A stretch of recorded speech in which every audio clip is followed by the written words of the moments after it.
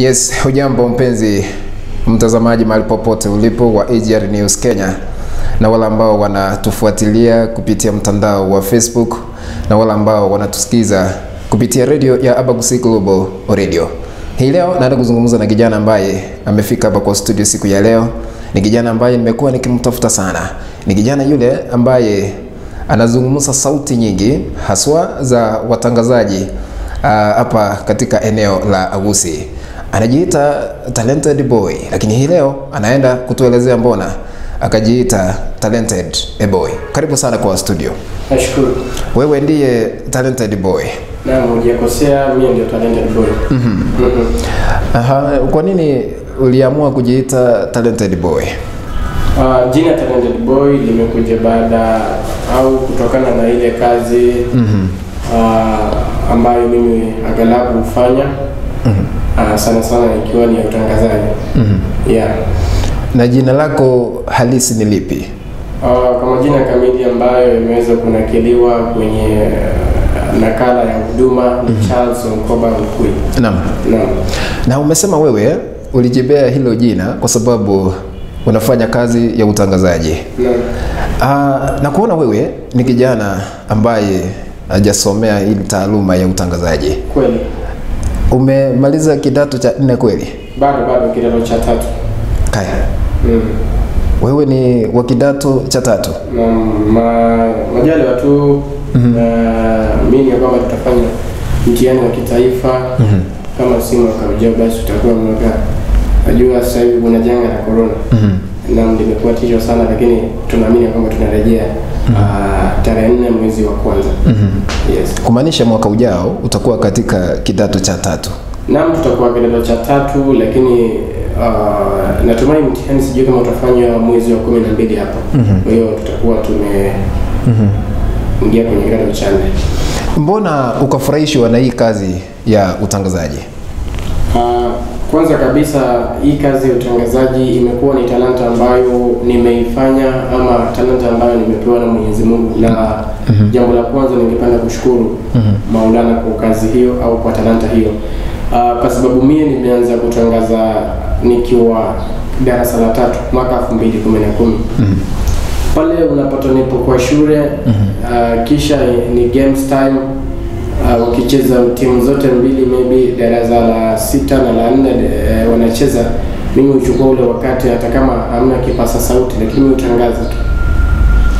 Alafu hiyo talent ikaanza kudevelop siku baada ya nyingine, nazidi kumwomba Mola kwamba siku moja tu wakati huo nikiwategea watangazaji wa soka. Na mimi nilikuwa napenda sana kuwa, ama nilikuwa natamani siku moja na mimi nitangaze kama wao.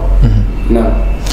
Umesema wewe ulianza kutangaza mambo ya mpira. Naam. Kumaanisha ya kwamba unataka kushughulikia na mambo ya mipira. Unajua ukisomea taaluma hii ya utangazaji, kuna waandishi wa habari ambao wanaandika magazeti, na kuna wengine ambao wanaandika habari ambazo zinabeberushwa hewani, na kuna wengine ambao wanatangaza mpira na kuna wengine wanatangaza habari.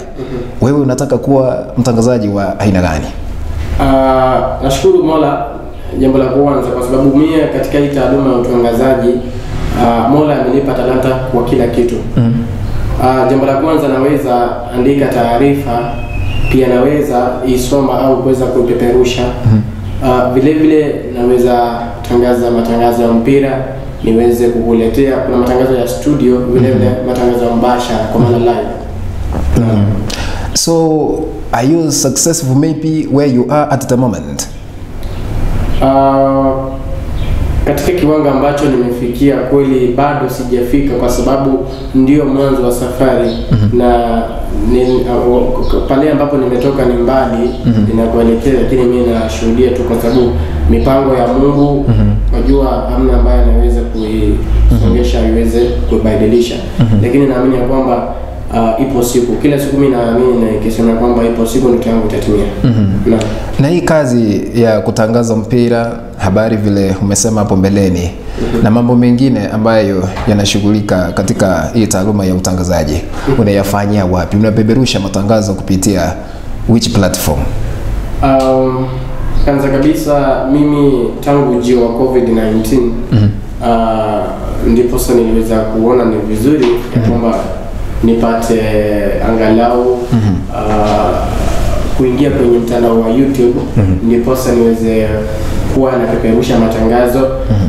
Ndio maana wale watu ambao wapo kutoka nchi tofauti ambao wanapata lugha labda ya nyumbani hapa yetu ya Ekegusi, au wenye wanatabia lugha ya Kiswahili vile vile Kimombo, wakati mwingine waweze kupata matangazo haya au waweze kutizama kazi ambazo mie hufanya hapa nyumbani. Na kwa hiyo nikaona ni vizuri nikakuja nikapata kutafuta pesa kidogo, nikaanzisha mtandao wangu wa YouTube ambao sasa hivi unaelekea takriban kuchukua miezi 6 ifikapo tarehe 15 Disemba, kwa sababu nimeanza mtandao huo mwaka huu mwezi wa 6 na nikauita Mkisi TV. Naona umevaa t-shirt ambayo imeandikwa Mkisi TV. Hii ni kumaanisha ya kwamba hii ndio YouTube channel yako ambayo unaitumia kubeberusha matangazo? Naam, ni kweli. T-shirt hii nikapatana na bwana mmoja ambaye aliweza kuamua aweze kunisukumia ndipoza niweze kuwa na t-shirt angalau niwe balozi. Unapopita mtu akitazama, unajua akiona Mkisi TV unajitangaza wewe mwenyewe. Naam, huwa anajiuliza kwamba Mkisi TV, mbona huyo akamalia Mkisi TV, mimi sijaiona kwa runinga. Kwa hiyo labda sasa jambo la pili atajiuliza kwamba kama hamna kwa runinga channel inaweza patikana pia kwa YouTube. Na ningependa kumshukuru sana, anaitwa Bwana Dismas Musonga ambaye ni pastor kutoka pale kanisa la Apostolic International Church Matamano. Umesema hapo mbeleni ya kwamba uliamua kufungua YouTube channel yako baada ya janga la ugonjwa wa corona kuingia katika taifa letu la Kenya. Kumaanisha ya kwamba haungekuwa na channel ya YouTube kama si corona.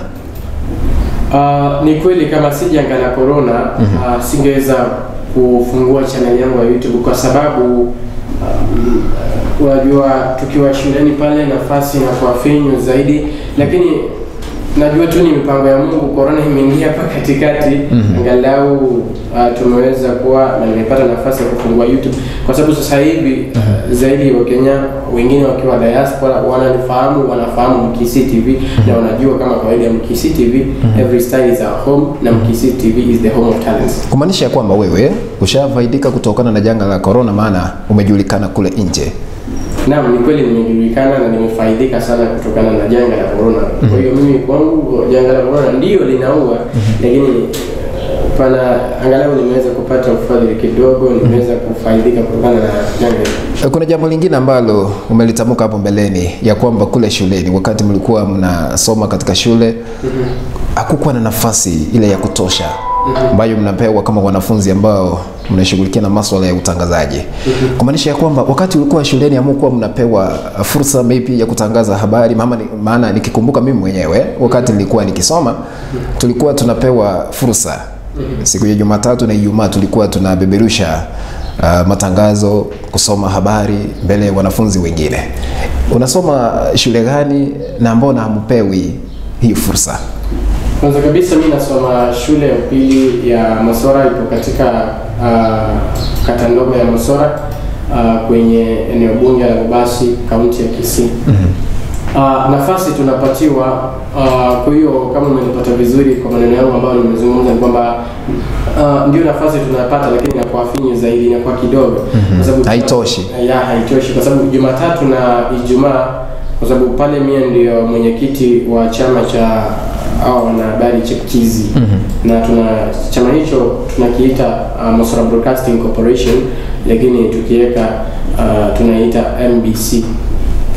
So pale sisi tutangaza kila siku ya Jumatatu kwa matangazo kwa lugha ya Kimombo, kisha Ijumaa kwenye matangazo tunayaleta kwa lugha ya Kiswahili. Na angalau tuna wanahabari ambao wana vitengo mbalimbali. Kuna yule ambaye anafanya michezoni, kuna yule anayesaka habari kutoka kwa walimu, kuna yule ambaye anasaka kutoka pale kwa kitchen, vile vile kuna mtangazaji ambaye anatuletea habari hiyo siku, vile vile tuna mwanahabari wa Kiingereza kando na wa Kiswahili kando. Lakini saa zingine utubidi tufanye sehemu zote mbili, Kizungu na Kiswahili. Inabidi ndio uzijue hizi lugha mbili, Kiingereza na Kiswahili.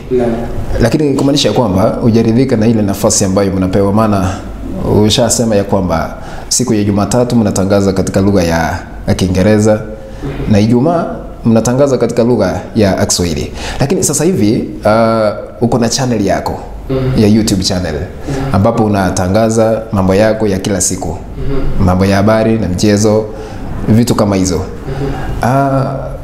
Hauoni kuna uwezekano huenda ukasahau masomo kidogo? Siwezi kasahau, kwa sababu unajua ukiwa na ratiba wewe mwenyewe, ratiba inakuongoza ufanye mambo fulani na fulani. Kwa hiyo ratiba yenyewe ingawaje imeegemea upande sana wa kutafuta vitu, kwa sababu nilikuwa nataka angalau ukifika Januari ipate nimefikisha subscribers 1000. Ndiposa wakati mwingi sasa nitakuwa nikirejea kwa masomo. Kwa sababu ukifikisha 1000 subscribers utakuwa umeanza kufanya live. Kwa hiyo sasa naweza penda siku yote nikifanya live, kwa hiyo itakuwa na shida kama sasa hivi. Sasa hivi imefinywa kidogo, masomo imefinywa kidogo kwa sababu ya subscribers kuwatafuta. Kumaanisha kwamba ni wakati upi wewe kama mwanafunzi unasoma? Ratiba yangu usema ya kwamba kuanzia asubuhi saa 12 hadi saa 3 hadi ama saa 4 hivi wanachukua kitabu nasoma. Wakati huo mwingine naenda niwe nikirekodi video zangu, ama nimeitwa mpira niende kutangaza kwingineko kama mtu ana tournament yake pale, ama vile nikikuja kukutembelea wewe mwenyewe hapa kwa studio, huo ndio wakati nitakuja. Jioni nikirejea kaza saa 1 mpaka saa 2:30 pia nasoma, lakini kwa hapo sasa nakaa online kutafuta subscribers pia. Umesema kuna siku ambazo unaenda kutangaza mambo ya mpira. Kama hili janga la corona vile linaendelea hivi, wakati unaenda kutangaza mpira unalipwa hela ama unatangaza bure bilashi? Kwa kweli kila kazi ina changamoto zake. Halabu mechi nyingi ambazo nimeweza kupata nafasi ya kutangaza ni kwamba nimepitia changamoto si haba, kwa sababu unaitwa mpira ndio utangaze, yule anakuita uje hutamwomba pesa kabla ya kutangaza. Unaona, mkimaliza kutangaza anaondoka, umuoni kabisa, na kitoroka huwezi enda kumtafuta, hakuna pahali utaenda kumshtaki kwamba ameweza kukuadhibu, hakukupatia pesa ama hakuweza kukulipa. Kwa hiyo inakuwa changamoto. Ama nyingine inakuwa kwamba unalipwa hela chache. Unaweza lipwa labda 100, 200, patiwa na somo ndio za talanta. Lakini kwa hiyo unajua akikupatia 200 hajaweza kukusaidia talanta yako, na wengine wanakuwa na focus ya kwamba waweze kukuharibia talanta yako. Bila kwamba akikuita mpira ana direct ama anataka yeye umtangazie mpira ishe, mwachane hivyo. So hana nia ya kuweza kukusaidia ama kukufadhili kwa njia nyingine kuendeleza talanta, labda shuleni pale hauna karo ya shule. Changamoto kama hiyo iweze kushughulikiwa na watu hawa. Wengi zaidi wamekuwa wale ambao wanawania viti mbalimbali. Lakini je, kama wewe Kangwana the boy, unataka ufanye hii kazi ili ulipwe ama unataka kuhakikisha ya kwamba talanta yako imeenea? Jambo la kwanza, nataka kufanya hii kazi kwa sababu talanta iko na talanta ionekane. Jambo la pili, hata kama una talanta pia pale nyumbani labda pana shida ya kifamilia, ungeweza kupenda ulipwe ndiposa uende pale kidogo. Familia pia kuna wengine hata kama wadogo wanategemewa na familia. Mama anajua umetoka umeenda pale kutangaza mpira, anajua ukirudi una shilingi 500, una shilingi 1000. Hiyo pesa itaweza saidia muweze kununua labda mahindi, chakula pale nyumbani. Na kwa hiyo ni vizuri pia. Inawezekanaje? Maana ni kama vile unazungumza umechukua majukumu ambayo yanastahili kuchukuliwa na wazazi kule nyumbani. Maana umezungumzia masuala ya kununua mahindi na kuhakikisha kwamba kuna chakula kule nyumbani. Lakini hayo yote ni majukumu ya wazazi. Na kweli ni majukumu ya wazazi kumradhi, lakini kumbuka pia ni kwa sababu ya kuadhirika na hali ya kifamilia pale nyumbani. Labda ipo chini kabisa, ndio maana inajibidi uweze kujituma angalau na wewe, hata kama mama yako unajua ana mzigo wa kulipa karo ya shule.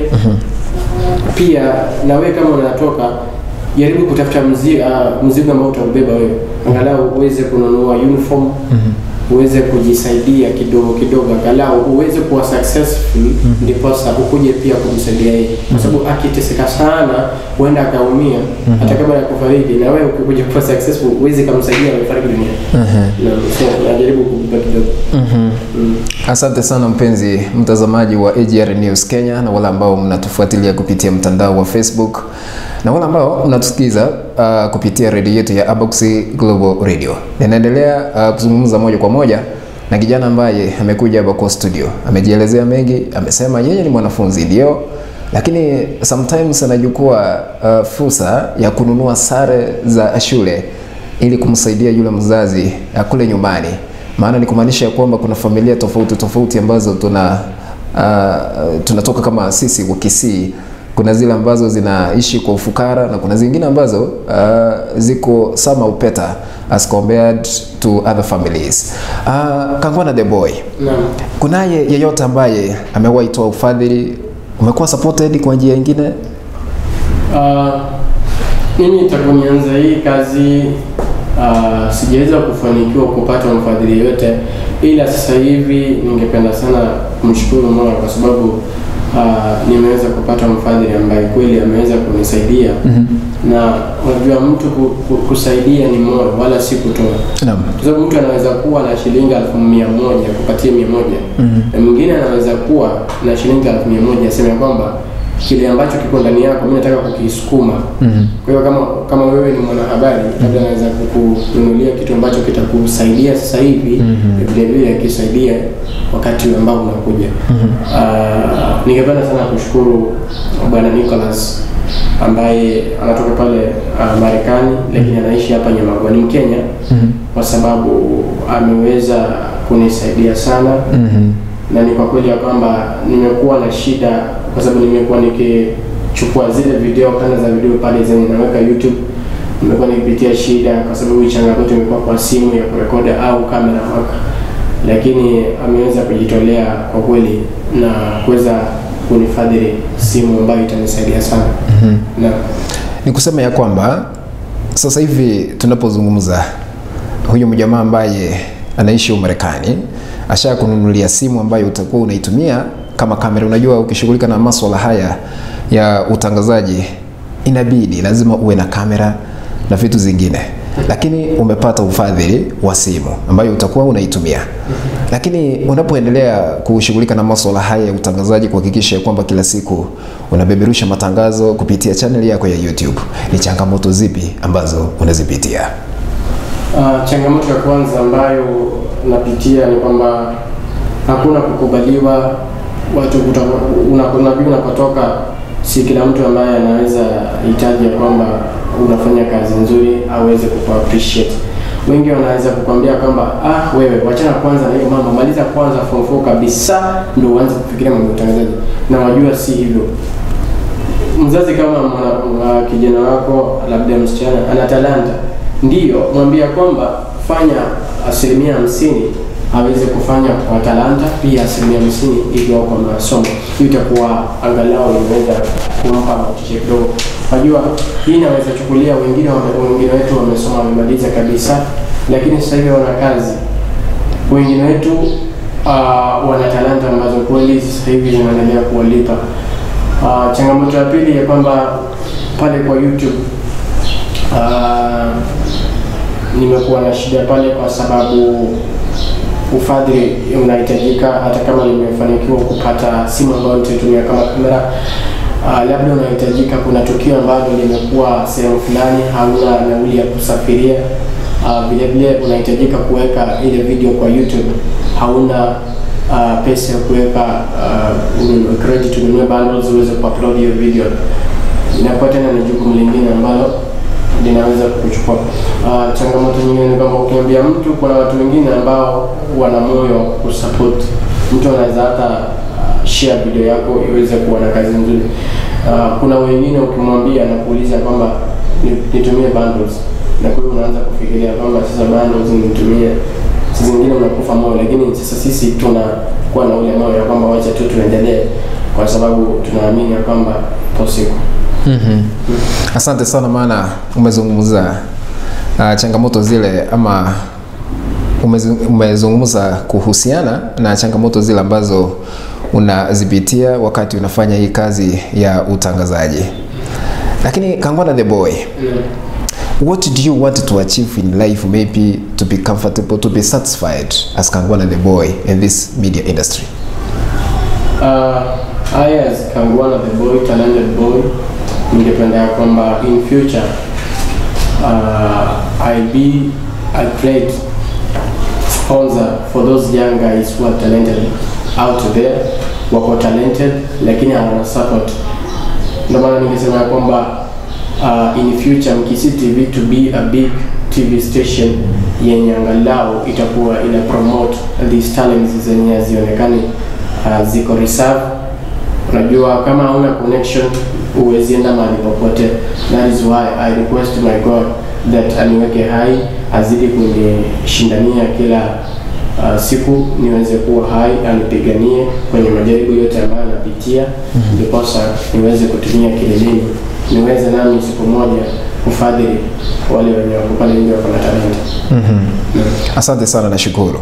Lakini ombi lako ni lipi kwa wale ambao wanatufuatilia, wanaendelea kututazama? Ombi lako ni lipi kama Kangwana the boy? Ombi langu kwa mtazamaji wa AGR News ya kwamba kama uko pale nje na una uwezo ama una moyo, si uwezo, una moyo wa kufadhili. Wajua wengi wana uwezo lakini hawana moyo wa kufadhili. Kama una moyo wa kuweza kufadhili talanta, ifadhili. Na ningeomba ya kwamba iwapo yeyote nimepata usaidizi wote niweze kuendelea na hii talanta, na vile vile niweze kunisukumia kwenye masomo, labda karo pale nyumbani, nami ningekuwa nahisi vizuri kwa sababu ningekuwa inanisukumia talanta. Asante sana. Unajua kila ambacho kilinifanya nikaweze kukutafuta, ndio wewe ni mtangazaji, ni mwanafunzi ambaye anajaribu kila uwezalo kuhakikisha kwamba maishani atakuwa mtangazaji kama wale ambao wamesomea hiyo taaluma kama mimi. Kuna sauti zile ambazo ulikuwa unaziiga za baadhi za watangazaji kutoka hapa Kisii, nikiwa mmoja wao, ndio maana nikakutafuta. Sijui kama utaziiga hapa. Haina neno, tutaziiga tu. Lakini unajua watangazaji wengi ambao ulikuwa unawaiga wanazungumza katika lugha ya Kisii. Na hii leo tunazungumza ama mahojiano yetu tunayashughulikia katika lugha ya Kiswahili. Sasa itabidi tubadilishe mkono kidogo, tuingie kwa Kisii ndio ukaweze kuziiga zile sauti. Sijui kama utaanzia yangu ama utaanzia ya watangazaji wengine, lakini huenda ukanipa fursa, maana mimi ndiye tuko na wewe hapa kwa studio katika siku ya leo. So niko na sauti mbalimbali, lakini wacha nianzie ya academic za kwa Sayari FM na AGR. Yes, bado bachi obotigereri wa AGR News da kike da kwa ya soboro lio obotike kabisa. Obero abanyagero n'ikigero ayigero toko obanyagero ingana yacyakitse. Yes, so chiko banyanga yacyakitse ero ikigero cya itarega ase studio yuto kwa hoteli chire kubakurega asiriro ba liabusi kokogadaga zotiso hoteli hotela chigero cya gospel bate de chigero chikoterwa de chayabo iyo kwaneki abula enchiri ngosukere botwe yani unatiagote mimi mutegera asinamba SMS kwa 0725124156 muse na bogo tunyoralia asesebo ya mtandao Facebook AGR na YouTube AGR chukuru kwa Delize de KKA Obokeja gikagitseri ketu chikonyora Douglas Otis kakora kubikara batera kwaiga boyari iyo sobo yari kana ngobaleta asembeo. Hiyo ni sauti yangu. Ni sauti yako. Wala ambao mnatufuatilia wakati nafanya utangazaji kwa radio, Amesema hiyo ndio sauti ambayo ninaitumia sana nikiwa kwa radio. Lakini wewe mwenyewe ndiye utajaji. Mtangazaji mwingine ni yupi? Vile vile namjua Immitate ambaye ni mtangazaji wa mchezo. Immitate tokomera na asemesa ya mangana maya y'ikigasori eretera nena obosire ekyombe egitene tengoyo ayiga sense ya Kenya FKF nigo gyachakire okyoliwaye FKF inzebutene wani kimwendwa asemya Kenya yagire nigo kyabire ekigotwara chimbugambo ase kyombe kyo nonyera bo oyorengoro oyugurwa bisi gosegrwa nekero kyaye ni kimwendwa ningagendrete egotoboya abatekeliwaye kwa chikura ekyo chobora yobo owekyombe gya FKF nchikorera n'ekitariki komuneza nezato umutinyi kunakabire ase chinsemo cha Nairobi amone county chindete manyakobwatia omali wa kwa maya yemesa yechigosori eretana neno agosire. Na mtangazaji mwingine ambaye unamuiga kwa sauti yake ni yupi? Mwingine ambaye namuiga ni Kevin Ngori. Nampenda kwa sababu ya story ambazo huwa analeta pale. Amogano Bwense. Amogano Bwense. Wanchi omo tigereri lero iga nigongo kwarianya ase omogano Bwense. Sinda chukoletera omogano igoro yuko mnyukiyata oyo abantu bamaite unanyantika mayoro. Nyantika mayoro oyo abantu bamaite unanyantika mayoro nigo letariaye akurukwa nyandika mayoro. Kurende nkiki aberete omogano iga akabeshuja. Ngane bata iriti e golden endurance asamunyokaye Olympic. Inki ikiamoirete elia kabavune shuja. Aiga asungano iga nigorosirwe amone company Immitate Productions. Setora chivo komanya igoro imunyokiyo gyata kurasirwa yagusi. Oyo olikumyoka abantu barorebuse. Ine ntuchukwe manya amange nche ngorokoma sana mukuru Kevin Senyomboy. Na kuna mtangazaji ambaye haujamuiga tukimalizia? Ama wameisha, unajua si wote ambao na waiga but sasa wengine ni wa Kiswahili. Ni wa Kiswahili. Najua wewe ni baadhi ya wanafunzi ambao wanategea radio za Kikisii na za Kiswahili. Lakini najua wewe ni shabiki ambaye anapenda radio Maisha. Najua wewe ni mtangazaji wa michezo. Sijui kama watangazaji wale ambao unawaiga katika radio Maisha ni wa michezo ama ni wa habari. Na waiga wote kwa sababu ya misamiati ambayo wanatumia katika utangazaji wao. Kwa hiyo wanakuwa kama ni role model wangu. Naam. Tuende kazi. Sauti ya kwanza nakuletea ni Ali Hassan Kauleni ambaye ni mtangazaji wa kipindi cha Lugha Lugha, vile vile kipindi cha michezo danadana viwanjani hapa. Na msikilizaji, ni Jumamosi nyingine tunakutana kwenye kudura zake Mwenyezi Mungu kwenye kipindi cha Lugha Lugha, na leo hii naye Babu Talwa, ni naye mwalimu wa dunia Titus Sakwa. Vile vile kwenye kipindi tunazo programu mbalimbali ambazo tumeweza kukuandalia. Tuna habari za michezo magazetini leo hii, na vile vile usisahau ya kwamba pana mijuzi pale ukituma kwenye arafa au jibu lako kwenye arafa 22 ukianza na neno radio zaidi ya radio Maisha. Pale Kisii kijana anasema anatabia vizuri sana 91.3 kanda Afrika pale. Kisha tuna baadhi tu ya wageni leo hii kwenye studio, kisha pale kwenye masuala ya James Bongo. Leo nimeenda mpaka kwenye kaunti ya Kisii kwenye shule na inaitwa shule ya upili ya Mosora ambayo nienda pale wiki jana, nilishangaa sana. Na mwingine wa mwisho tukimalizia. Wa mwisho ambaye nampenda sana ni Beatrice Baganga. Hapa ni matumaini yangu kwa siku yako imekwenda vyema. Jambo na karibu kwenye habari zetu Radio Maisha, radio zaidi ya radio. Kwa miaka 10 sasa tangu kuanzishwa. Jina langu ni Beatrice Maganga. Watu 600 ni kati ya watu ambao wametiwa mbaroni licha ya kuendelea kukiuka sheria za serikali ambazo zimewekwa ili kudhibiti maambukizi ya virusi vya corona. Aidha, kaunti kamishna kutoka kaunti ya Kisii ameendelea kusema ya kwamba wataendelea na msako huu kutafuta wale watu ambao wanaendelea kukiuka masharti ya serikali. Mwisho wa habari sasa. Jina langu ni Beatrice Maganga. Lakini wewe ni kijana. Naam. Uliamuaje kumuiga mtangazaji ambaye ni wa kike? Maana unajua ni viumbe vidhaifu, sauti yao ni nyororo. Mbona ukaamua kumwiga mtangazaji ambaye ni wa kike?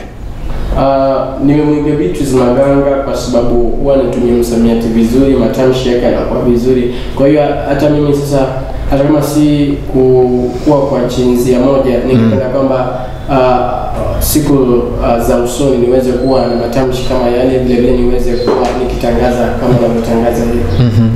Ni kipi kilikufurahisha maybe ukaige sauti ya mtangazaji ambaye mko na yeye kwa studio siku ya leo, ambaye ni Zadok Dennis, ambaye ni mimi na watangazaji wengine? Kile ambacho kinanifanya kuiga mtangazaji yeyote ni kwamba ni mbinu anazotumia kutangaza. Labda kama wewe nimetegea show yenye ambayo naisema ni overseme, show ambayo kweli overseme ni ukweli, hata kama mjadala unaoleta pale unakuwa ni mjadala kuelimisha, mjadala wa kuendelea, unajifunza mengi kutoka kwa program ambazo wanaleta. Ni kama ndo maana nimekwambia pale Nuru ya Lugha unajifunza Kiswahili sanifu, unajifunza matamshi unazungumza pale, masharti unapatiwa pale. Nikikuja hapa nyumbani nikitajia show yako hapo sema, vile vile huwa najiburudisha, unavyoongea, matamshi yanavyoendana kwa lugha ya Kikisii unaambatanisha vizuri. Kumaanisha kwamba unaufurahia ushauri ambao unautoa wakati natangaza kwa radio? Nafurahia sana ushauri ambao unapeana, kwa sababu kuna ushauri ambao unapeana kama siku nyingi nimesema wazazi pale nyumbani, kama kijana wako ana talanta, patie nafasi aweze kujionyesha, kwa sababu talanta huwezi kuificha, inaonyeshwa ndipo kila mtu aweze kuiona. Lakini kuadharisha kwamba hata kama ndio anajionyesha, pia hakikisha kwamba anazingatia masomo ndipo aweze kuwa mtu mzuri wakati fulani. Asante sana, nashukuru. Na kuomba tu ukaweze kutuambia jambo lako la mwisho, kisha baadaye ukaweze kutoa ile nambari yako ya simu, maana kuna haya ambaye anatufuatilia, anatutazama kule nje, na kuna mwingine ambaye anatusikiliza kupitia radio yetu ya Abagusi Global Radio. Jambo lako la mwisho ni lipi na nambari yako ya simu, maana umesema unahitaji usaidizi kidogo? Jambo langu la mwisho ningeweza kuambia wale wazazi wako pale nje, tujaribu kupatia pia muda talanta ziweze kuonekana. Ndio maana wanasema, unajua wamesema Busi music to the world. Pia wacha tukuje tuseme Busi talents to the world. Yani kama mtoto wako ana talanta, apate ile nafasi ya kuweza kuonyesha hiyo talanta yake. Jambo lingine ni kwamba tuweze angalau kusaidia, kama una uwezo, una moyo wa kuweza kufadhili, jamani fanya hivyo, ndipo tuweze kusaidiana. Kwa wale ambao ungeweza kunisupport angalau niweze kuendelea na talanta hii, nambari yangu ya simu unaweka +254 1 1 8 4 6 9 9 3 +2 5 4 1 1 1 8 4 6 9 9 3. Ukinifadhili labda jina ambalo litakuwa pale ni Tom _. Okay, asante sana, nashukuru my brother kwa yale ambayo tumeyazungumza katika siku ya leo katika mahojiano ambayo nimekuwa nikikufanyia hapa kwa studio ya Abagusi Global Radio. Kufikia hapo, mpenzi mtazamaji na msikilizaji wa Abagusi Global Radio na wale ambao mnatutazama kupitia mtandao wa Facebook, hapo ndipo tunahitimisha mahojiano katika siku ya leo. Huyo ndiye Kangwana the Boy ambaye anazungumza lugha tofauti za watangazaji ambao ni maarufu sana katika eneo la Agusi na wengine kutoka maeneo mengine hapa Kenya. Tutakutana siku nyingine kwa mahojiano mengine, lakini tutakutana jioni ni kulete matangazo ya habari. Jina langu naitwa Dennis Zadok, ukipenda utaniita Mkenya halisi.